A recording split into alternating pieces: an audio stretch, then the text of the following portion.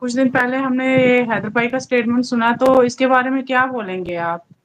मतलब कि क्या लगता है आपको कि हैदर भाई ऐसा क्या करने वाले हैं जो वो बोल रहे हैं कि 1 साल से अभी तक कुछ हुआ नहीं, 1 साल हो गए मेरे को बच्चों के लिए, मतलब इतना मैं एक पुलिस वालों से, आर्मी वालों से, हर किसी से यहाँ तक के वकीलों से, हर किसी के आगे मैंने भीख माँगी, मेरे बच्चों के लिए अभी तक कुछ नहीं हो पाया।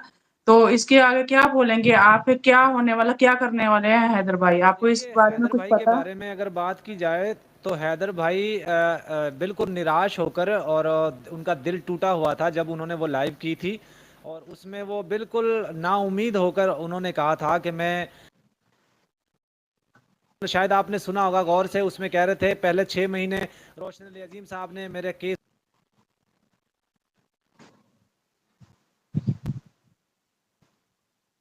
एग्जैक्टली हाँ। अल्फाज थे उनके, एग्जैक्टली यही अल्फाज थे। तो जी, बिल्कुल ये अचानक वो लोगों ने जब उनको बुरा भला बोलना शुरू किया या कमेंट्स लोगों के आए कि यार ये किस तरह की बात है, मोमिन मलिक ने तो अपनी तरफ से हर मुमकिन कोशिश कर रहे हैं और वो दिन रात मेहनत करके केस को कितनी यहाँ तक लेकर आए हैं कि कोर्ट के अंदर केस लगा हुआ है। और आपने देखा नेपाल में जाकर मोमिन मलिक जी ने कितने शवाहिद इकट्ठे किए हैं। और देखिए, अदालतों के जो केस होते हैं ना, वो ऐसे ही चलते हैं। ये नहीं होता कि मुंह में वो एक रोटी मलकर उसकी चूरी बनाकर मुंह में खा ली, ऐसे नहीं होता। ये केस चलते हैं कोर्ट के अंदर, कोर्ट कचहरियों में केस ऐसे ही चलते होते हैं। तो हैदर भाई को बिल्कुल। थोड़ा सा और सब्र का मुजाहरा करना चाहिए था। मोमिन मलिक जी नेपाल में गए हुए, सारी दुनिया को पता है वहां पे जो जो उन्होंने एविडेंस कलेक्ट किए हैं, वो तमाम तर सबूत कलेक्ट कर कर सीमा को हर तरफ से घेर कर एक बंद गली में लाना चाहते थे। तो अचानक हैदर भाई का ये स्टेटमेंट आ जाना कि कोई कुछ नहीं कर रहा है, मुझे इंसाफ नहीं मिल रहा है, मैं 1.5 साल से मैं जो है वो लोगों के मुंह की तरफ देख रहा हूँ, तो ये मुझे अच्छा नहीं लगा हैदर भाई का स्टेटमेंट। बहरहाल अपनी उनकी ओपिनियन थी। और वो जो कह रहे थे ना कि मुझे, मैंने किसी का नाम नहीं लिया, तो आप जाके देखिएगा वाजे तौर पे उन्होंने नाम लिया है। चले उस चीज़ को भी हम छोड़ देते हैं, कोई मसला नहीं है। हैदर भाई ज़ाहिर फ्रस्ट्रेशन का शिकार थे, वो परेशान थे, तो परेशानी में इस तरह के मुंह से कुछ अल्फाज निकल जाते हैं। तो थोड़ा सा सिर्फ सब्र करना था। जब हम मंजिल के बहुत नज़दीक आ जाते हैं उस वक्त हम हार मान लेते हैं। तो हैदर भाई भी सेम उसी कंडीशन में थे। और आपने देखा असल में होगा उसमें आपको वो कह नहीं रहे थे, आपको नहीं लगता असल में आपको नहीं लगता है कि जैसे देखें 3 साल पहले और अभी 1 साल, ये समझ लीजिए 4 साल होने को आए, मतलब अपने से दूर बच्चों को रख के ईद नजदीक आ रही है, तो हो सकता है उसकी वजह से भी इंसान का दिमाग थोड़ा हो जाता है। बिल्कुल बिल्कुल जी बिल्कुल, पिछली ईद भी उनकी ऐसी बच्चों के बगैर गुजरी है, उसके बाद फिर ये ईद भी गुजरी है। तो इंसान को बच्चों के लिए जब मेहनत करता है, दूसरी कंट्री में जाता है, तो बच्चों की तलब में, तड़प में ऐसा हो जाता है। इसमें तो है, किसी को एतराज़ नहीं करना चाहिए, ना किसी को हैदर भाई पे एतराज़ करना चाहिए, ना उनसे नाराज़ होना चाहिए, क्योंकि वो बेचारे इस तरह काफ़ी दिन से अपने बच्चों को देखने के लिए तरसे हुए थे। वो उनके सिर्फ वो अंदर का अहंकार था। तो अब आपने भी देखा उसके अंदर जो है हैदर भाई ने ये भी कहा साथ ही कि मैं 10 तारीख ईद के बाद 10 दिन बाद कुछ करने जा रहा हूँ। तो हम, मैं बिल्कुल, खुद बिल्कुल। शॉक क्या हूँ कि आपको हैरान आपको क्या हूँ कि क्या हैदर, नॉलेज है? मतलब 10 दिन के बाद वो क्या करने वाले हैं ऐसा? कुछ ऐसा गलत तो देखिए नहीं करने वाले वो, जिससे हमारे हिंदुस्तान में कोई प्रॉब्लम हो जाए? मैं देखिए मैं कुछ नहीं कह सकता, लेकिन इतना ज़रूर है कि मैं समझ पा रहा हूँ। जब इंसान की बुद्धि भ्रष्ट हो जाती है ना किसी कारण, किसी भी वजह से, तो इंसान बहकी बहकी बातें करता है। हैदर भाई ने शायद ये सोचा हो, शायद, मैं देखिए अपनी तरफ से अपना ओपिनियन दे रहा हूँ, ये किसी की मैं बात नहीं कर रहा कि वो ऐसा करेंगे। हो सकता है उन्होंने भी ये सोच लिया होगा, अगर मुझे इंसाफ अदालतों से इंसाफ नहीं मिल पा रहा है, मुझे वीज़ा नहीं मिल पा रहा है, तो शायद वो भी नेपाल का रास्ता ही इख्तियार करते।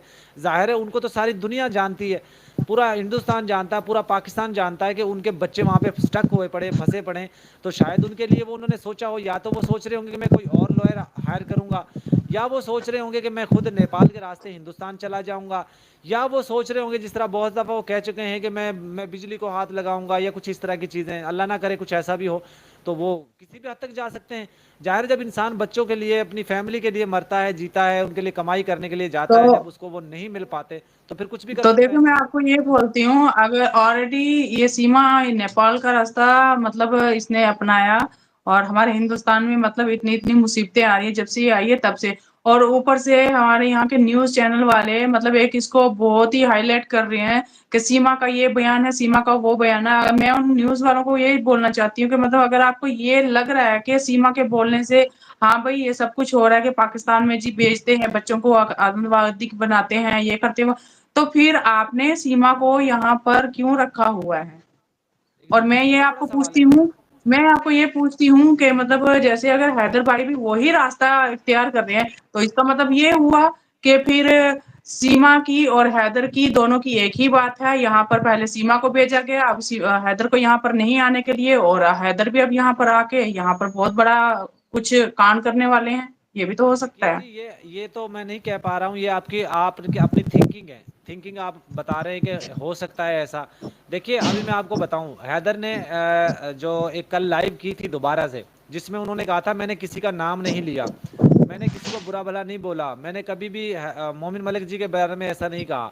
भाई हमने नाम सुने हैं वहाँ पे, क्या कर रहे हैं आप? और फिर उस लाइव में मैंने एक और बड़ा खुलासा सुना, उसके अंदर उनके साथ जो एक खातून बैठी हुई थी, एक महिला बैठी हुई थी, किन्जा, वो कह रही थी कि जो उनकी बहन है, सीमा की बहन है रीमा, उससे भी हमने परमिशन ले ली है, उसको इसने डरा दिया था कि मैं सब राज खोल दूंगी, सब पोल खोल दूंगी, पर्दाफाश कर दूंगी, वो बिल्कुल, खामोश बिल्कुल, ये रहेगी। सुना लेकिन था अब, हमने। हाँ जी, अब उसने खामोशी तोड़ दी। अब उसके वीडियो स्टेटमेंट आ चुके हैं रीमा के, इनके पास, हैदर भाई के पास, तो वो किसी भी लम्हे वो चला सकते हैं। और साथ ही साथ एक बड़ा खुलासा ये भी किया कि उसने कुछ स्क्रीनशॉट दिए इनको, जिसमें सीमा हिंदुस्तान पहुंचकर रीमा के राब्ते में थी। अगर ये राब्ते में थी तो फिर रीमा ने क्यों बुद्धू बना के रखा सब लोगों को? क्यों नहीं हैदर भाई को बताया? अगर वो वहां पहुंचने के बावजूद भी सीमा के साथ जुड़ी हुई थी, सीमा के साथ कनेक्ट थी, तो फिर रीमा का कसूर है ना सारा।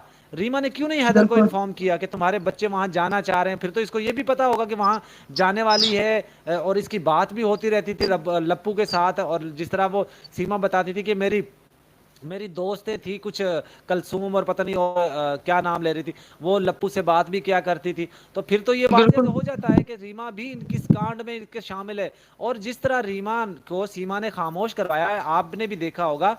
लास्ट दफा ये हुआ था जब उसकी वीडियो आई थी रीमा की, उस वक्त सीमा ने ये कहा था एक लाइव में कि मैंने जब बोलना शुरू किया तो सब तबाह हो जाएगा, तहस नहस हो जाएगा। उस दिन के बाद रीमा खामोश क्यों हो गई? आखिर क्या ऐसा राज है, क्या ऐसी चीजें इनके पास है जो अंदर खिचड़ी पका रहे हैं?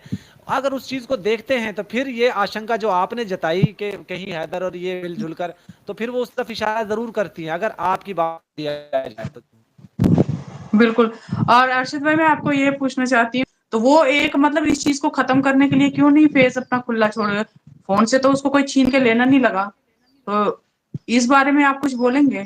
मैं तो ये कहूँगा, देखिए जी, इतना ही कहूँगा कि कोई भी महिला औरत अगर पर्दे में आती है तो हमारा कोई इख्तियार नहीं है उसको ये कहना कि अपना चेहरा दिखाओ, चाहे सोशल मीडिया हो, चाहे आपकी पर्सनल लाइफ हो। आप किसी को फोर्स नहीं कर सकते कि आप पर्दे के बगैर आओ। यार भी। मैं आपको एक बात बताऊं, अगर बात की जाए लप्पू की फैमिली के हवाले से कि इनको सब पता था, नित्रपाल से भी इसकी सीमा की बात होती थी जब ये पाकिस्तान में थी, इसकी मम्मी से, मतलब इवन सबसे बात होती थी। और हम ये कहते हैं कि भाई सीमा लप्पू की पूरी देखिए अर्शद फैमिली इस भाई, कांड पहले में तो मैं आपको सुने, पहले तो मैं आपको ये मतलब सैचन की जो फैमिली है वो इसके साथ संपर्क में थी, हाँ, सारे लोग इससे बात करते थे। इवन वो बुढ़ा बाबा जो कहता था मैं पाकिस्तान को वो लगा वो दूंगा, तो आग अब लगा दिखता भी दूंगा। नहीं है कहीं पर। हाँ, कहीं उसको वो भी उसका एक, भी तो नहीं मार दिया हुआ है? अच्छा सुनिए तो सही, ये सब को सीमा का पता था, ये सब सीमा से फोन पे बात करते थे, ठीक है। तो जब अब ये चीजें जो खुलकर आ रही हैं, उनको तो हम कहते हैं कि भाई ये कांड में शामिल हैं, ये गुनहगार बराबर के गुनहगार है लप्पू के साथ। तो फिर सीमा के साथ जो इसके यहाँ पे कांड में शामिल थे, इसकी फ्रेंड्स हो गई, इसकी दोस्तें हो गई, इसकी